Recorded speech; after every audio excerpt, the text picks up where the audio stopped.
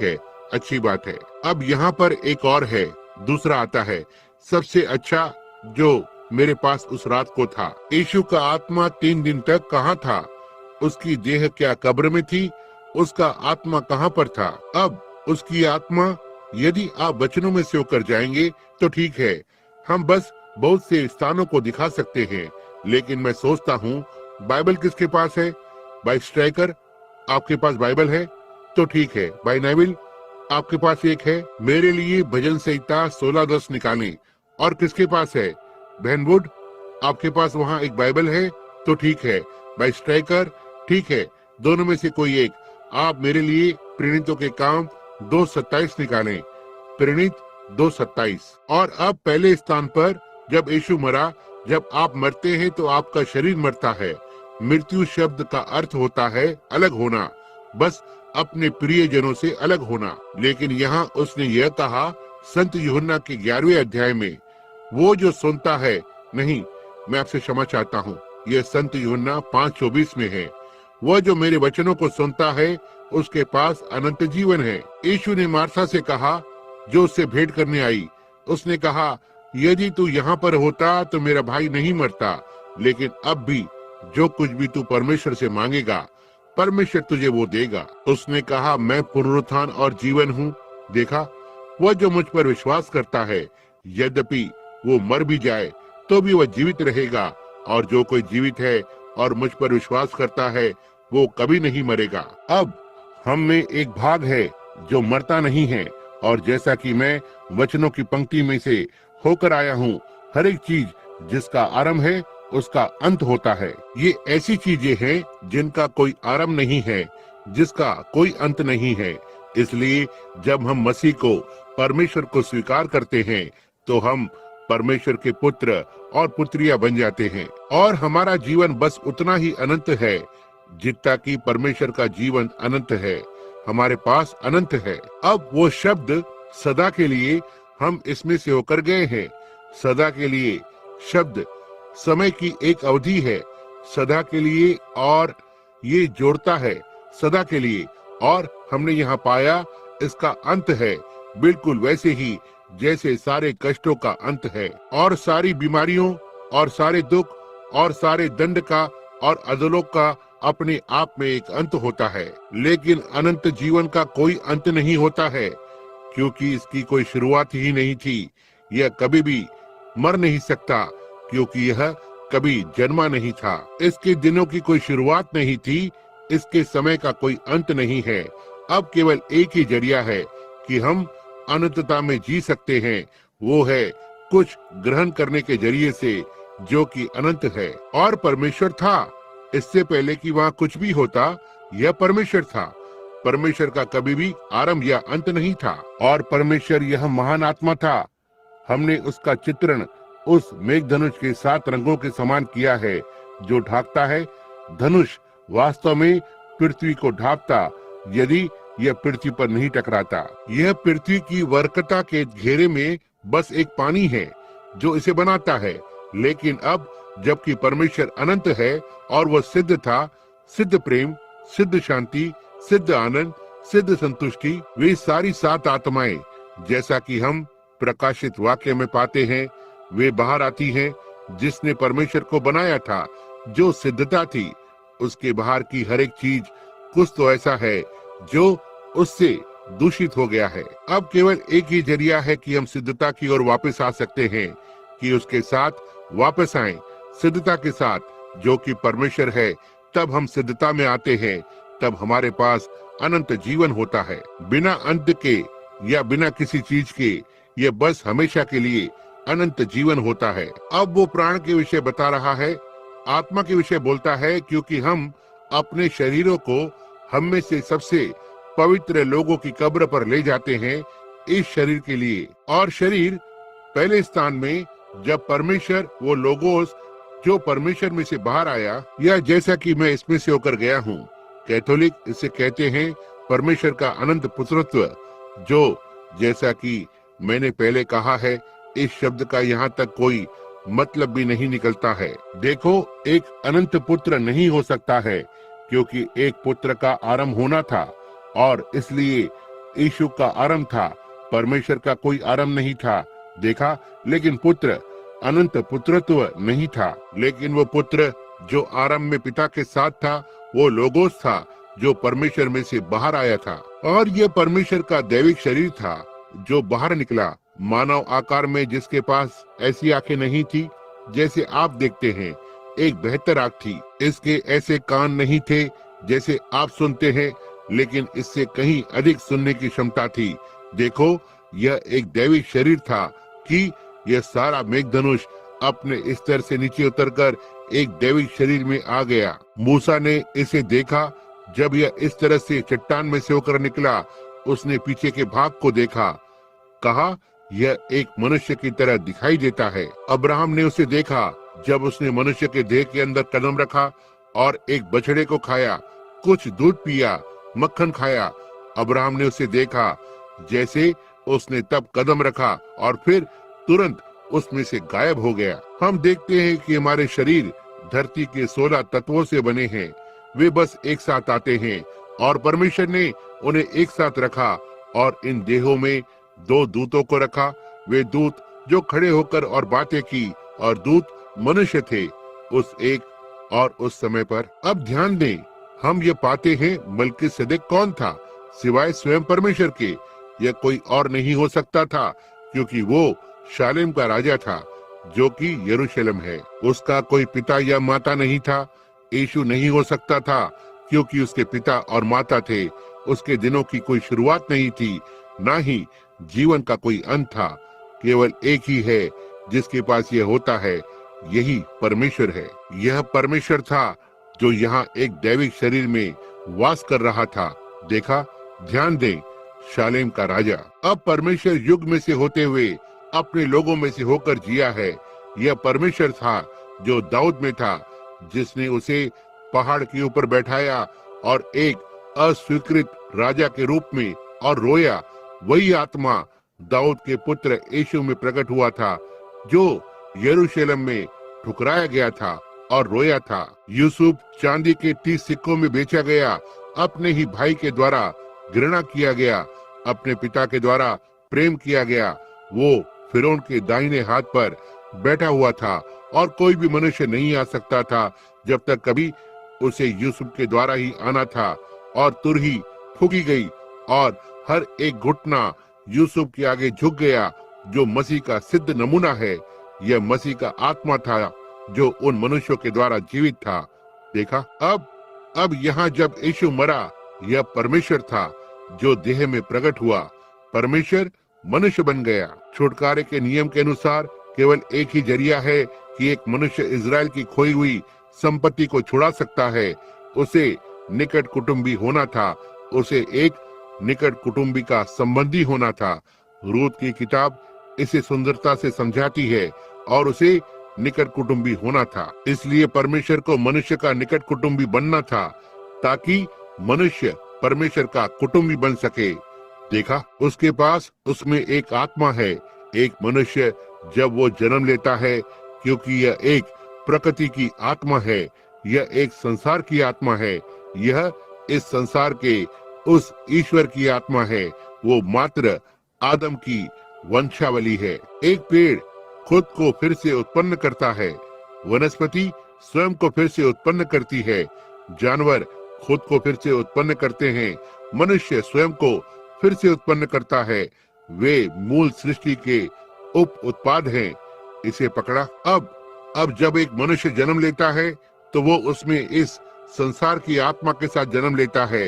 यही कारण है कि उसे फिर से जन्म लेना होता है, क्योंकि यह आत्मा माता और पिता के गर्भ धारण के द्वारा आई है, जो कि शारीरिक संबंध का गर्भ धारण था, और ये पूरी तरह से हमेशा के लिए नहीं जी सकता। इसलिए उसे फिर से जन्म लेना ही होगा। और इससे पहले कि वो ऐसा कर सके, परमेश्वर को नीचे आकर और उसके लिए फिर से जन्म लेने के लिए एक मार्ग को बनाना था, क्योंकि उसके पास खुद को छुड़ाने का कोई तरीका नहीं था। वो बिना आशा के था। वो नहीं, बिना आशा के, बिना परमेश्वर के, बिना मसीह के संसार में नष्ट हो गया और चला गया। वो वहाँ ऐसा कुछ भी नहीं है, कि वो अपने आप को बचाने के लिए कर सके।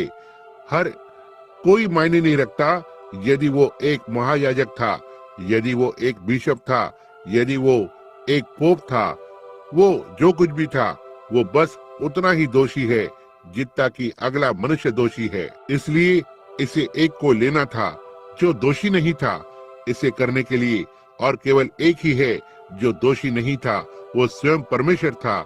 और परमेश्वर को नीचे आना था और मनुष्य बनना था, और वो मसीह के रूप में आया ताकि मृत्यु के डंक के लंगर को ले, ताकि मृत्यु के डंक को बाहर निकाले, जिससे कि हम छुड़ाए जाएं।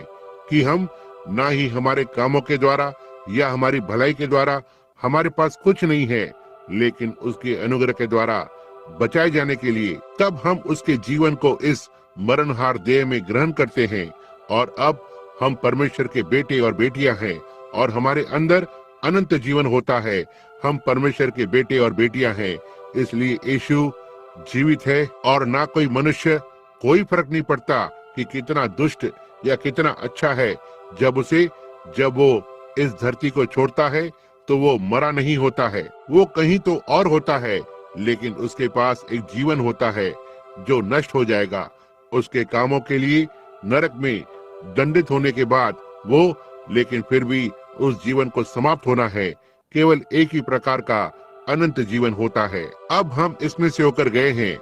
यदि एक मनुष्य पापी हो सकता है और हमेशा के लिए दंडित किया जा सकता है, उसे हमेशा के लिए तब दंडित नहीं किया जा सकता जब तक कि उसके पास अनंत जीवन ना हो। यदि उसके पास अनंत जीवन है तो वो बच गया है। देखा, इसलिए केवल एक ही प्रकार का अनंत जीवन है, और वो है जोई, परमेश्वर का जीवन, और वो नष्ट नहीं हो सकता। लेकिन दुष्ट लोग प्रतीक्षा करने के स्थान में होते हैं, पीड़ा में, उनके न्याय के लिए, ताकि शरीर में किए गए कामों के अनुसार न्याय किया जाए अंतिम दिन में। अब लेकिन हम किसी मनुष्य के पाप उनके आगे जाते हैं, कुछ उनके पीछे जाते हैं। अब यदि हम अपने पापों को स्वीकार करते हैं तो वो हमें क्षमा करने के लिए है।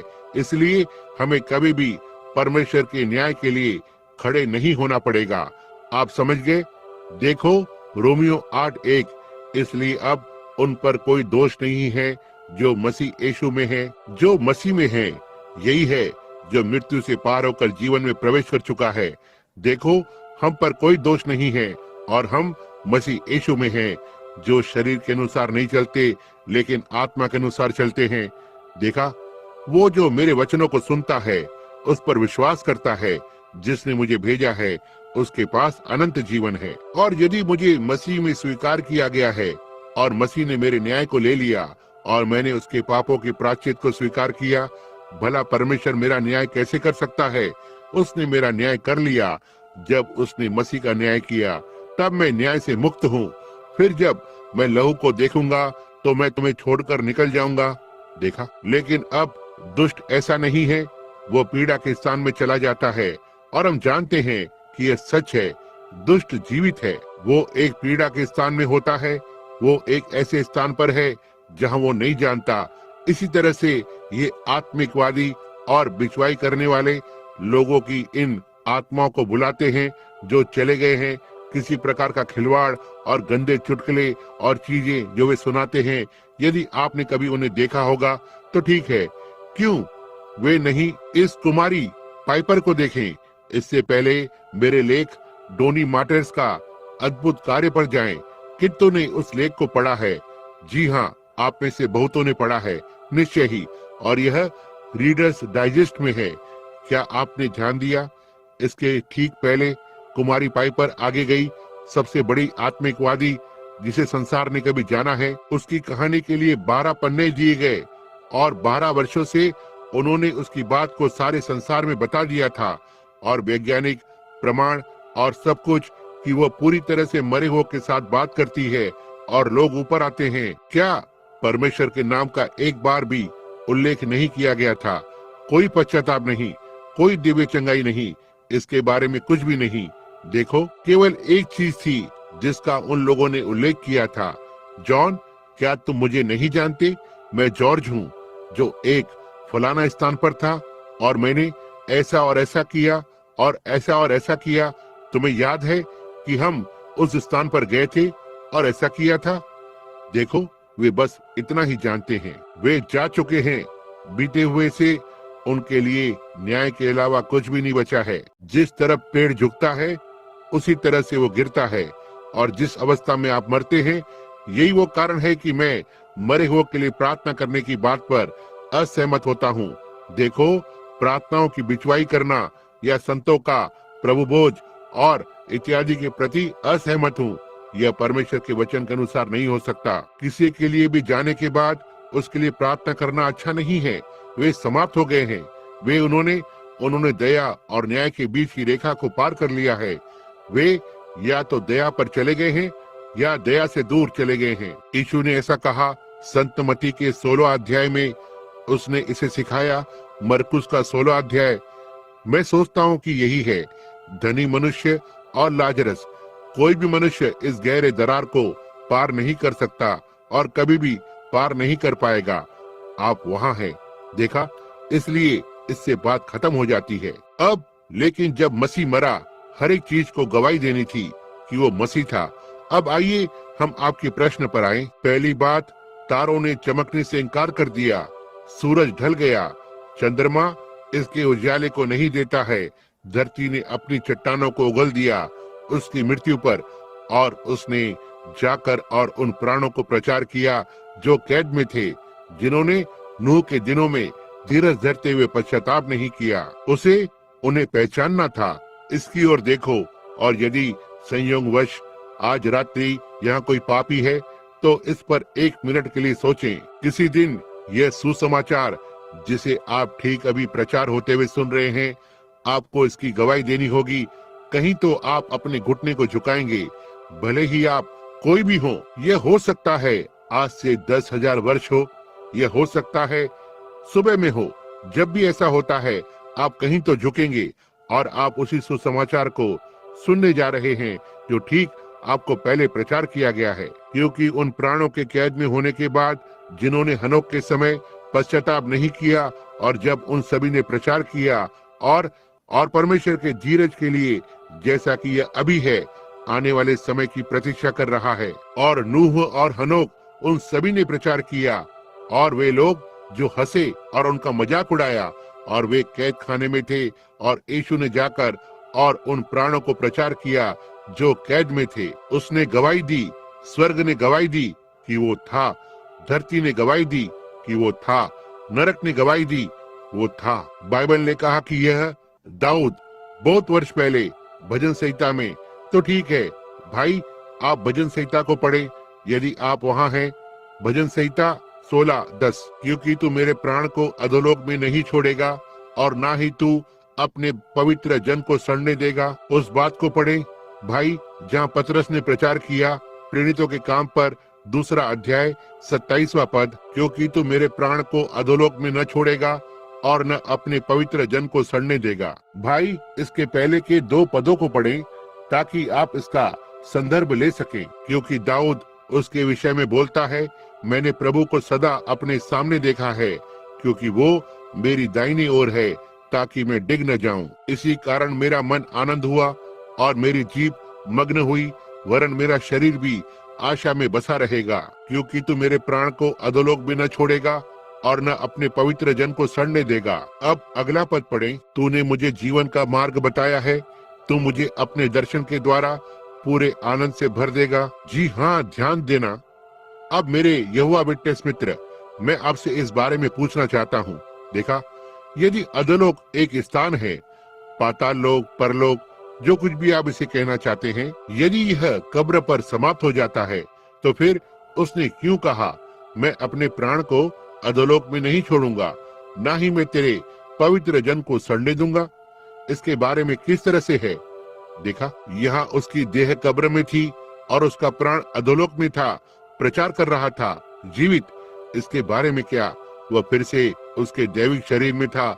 उसका प्राण वहां उन लोगों के साथ था जो दैविक शरीर में भी थे, और उन्हें गवाही दे रहा था कि उन्होंने धीरज धरते हुए पश्चाताप नहीं किया। वो दूसरे शब्दों में, उसने द्वार पर खटखटाया, और जब द्वार सर से खुल गया और वे सारे प्राण जिन्होंने पश्चाताप किया।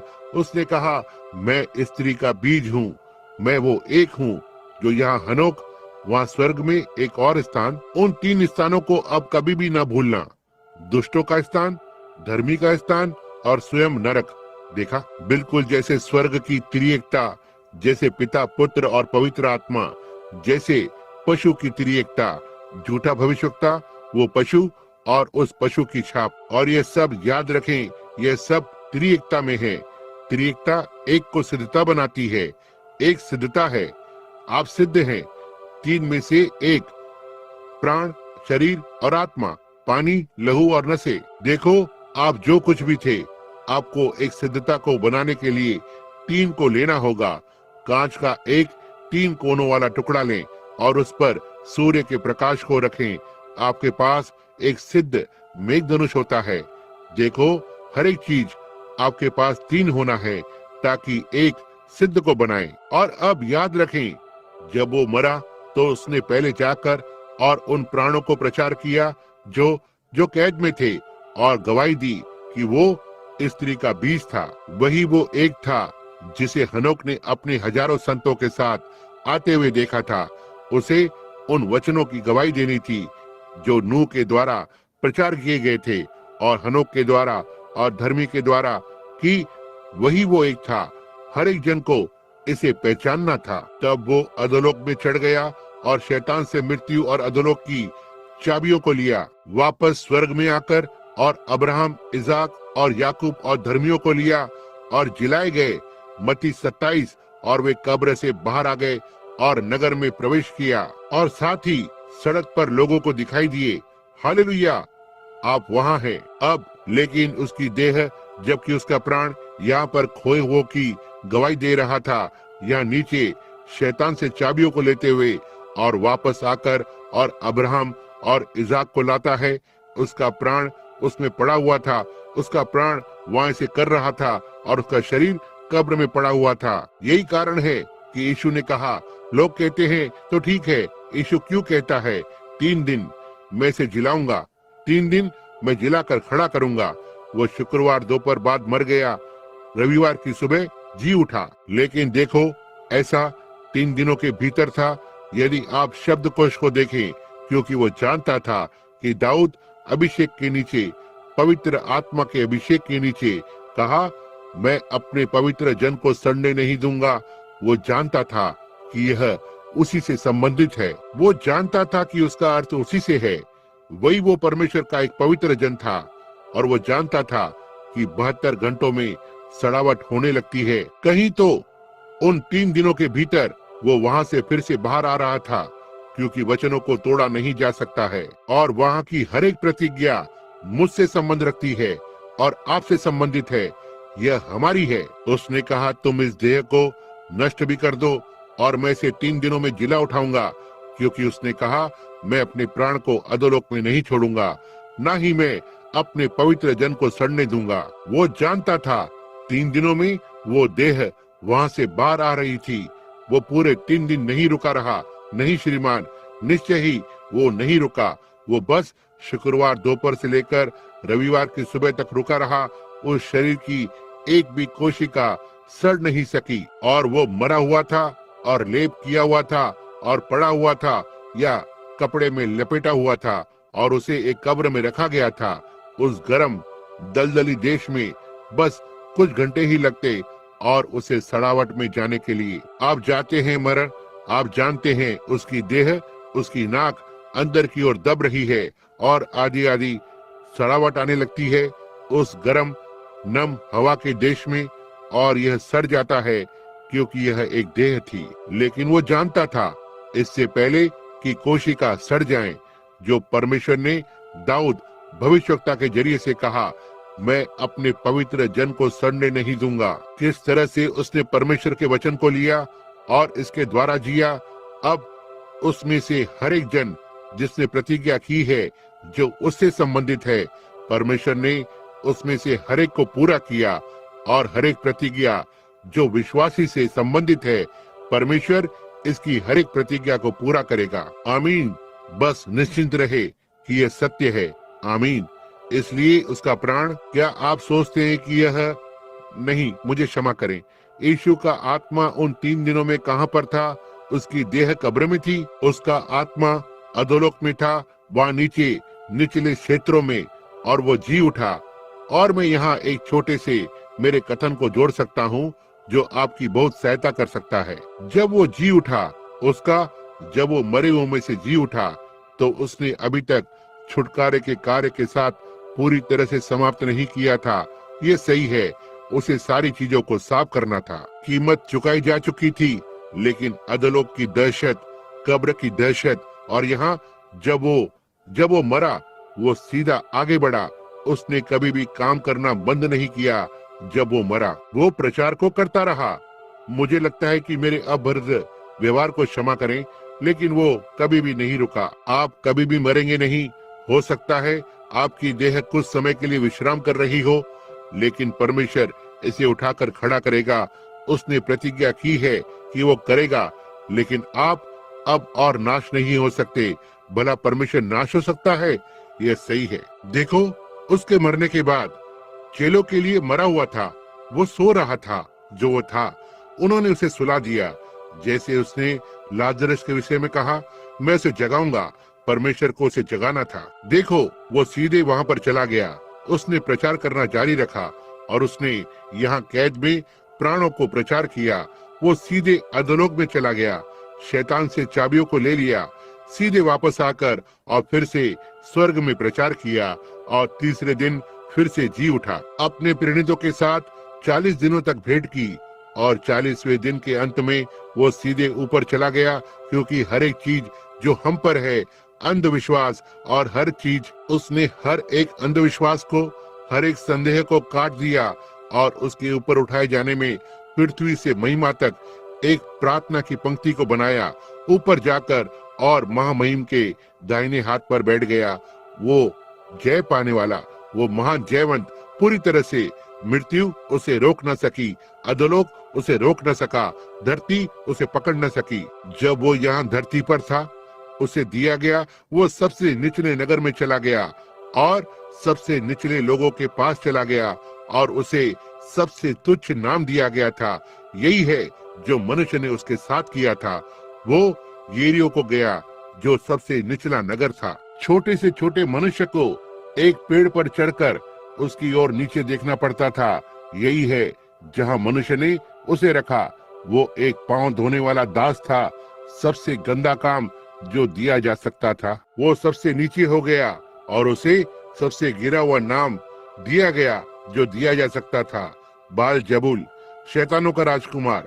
मनुष्य ने उसे सबसे गिरा हुआ नाम दिया, सबसे निचला स्थान दिया, और उसे सबसे निचले नरक के सबसे निचले क्षेत्रों में भेज दिया। परमेश्वर ने उसे ऊपर उठाया और उसे सबसे ऊंचे स्वर्ग में भेजा, और हर नाम से ऊपर एक नाम, हालेलुया। क्यों? उसे यहाँ तक स्वर्ग को देखने के लिए भी नीचे देखना पड़ता है। तेरा सिंहासन स्वर्ग के आकाश के ऊपर ऊंचा किया गया है, और सबसे महान नाम जिसे कभी स्वर्ग और धरती पर दिया गया है, उसके चारों ओर जकड़ा हुआ है। यही है जो परमेश्वर ने उसके साथ किया। मनुष्य ने उसे सबसे नीचे रखा और परमेश्वर ने उसे सर्वोच्च बनाया। वहां वो था, सबसे नीचे से लेकर सर्वोच्च तक। वो सबसे तुच्छ बन गया ताकि वो हमें सर्वोच्च पर ला सके। वो हम बन गया, जिससे कि हम उसके अनुग्रह के द्वारा परमेश्वर के पुत्र बन सके। यही है जहां वो गया था। आमीन। उसका नाम धन्य है। उसने एक मार्ग बनाया कि हम भी किसी दिन आ सकें। क्योंकि मैं जीवित हूँ, तुम भी जीवित रहोगे। ओह, कोई आश्चर्य नहीं जब मनुष्य उस दर्शन को पकड़ लेता है। वहाँ कभी भी कोई मनुष्य नहीं हुआ है जो इसे समझा सके। उन्होंने यहाँ तक इसे समझाने की कोशिश की, अपने दिमाग को खोकर। यह महान गीत, ओ परमेश्वर का प्रेम कितना बहुतायत और शुद्ध है, कितना अथाह और गहरा है। वो अंतिम पद, या मैं सोचता हूँ पहला पद ऐसा है, यदि हम स्याही से समुद्र को भर देते हैं और आकाश चमड़े का कागज बन जाता है। आप जानते हैं कि यह कहाँ पर पाया गया था? पागलपन पर लिखा एक पागल संस्था में दीवार पर। कोई भी मनुष्य कभी भी परमेश्वर के उस प्रेम की व्याख्या नहीं कर सकता है। ओह, यह कभी नहीं बताया जा सकता है कि उसने हमारे लिए क्या किया। ओह, आप कैसे एक विशेषता को वहां पर रख सकते हैं। यह उसका अनुग्रह है। आरंभ से अंत तक मैं खो गया था, अधूरा और असहाय। मुझ में कुछ भी अच्छा नहीं था, इसके विषय में कुछ भी नहीं था, और उसने अपने अनुग्रह के द्वारा आकर और हमें बचाया। ओ प्रभु, यही मेरा प्रभु है, यही उसका प्रेम है, यही उसकी भलाई है। अब हमारे पास लगभग 7 मिनट हैं और लगभग 15 प्रश्न हैं। और क्या आप सोचते हैं कि महिलाओं के लिए कलीसिया के बाहर व्यक्तिगत कार्य करना सही है? जी हाँ,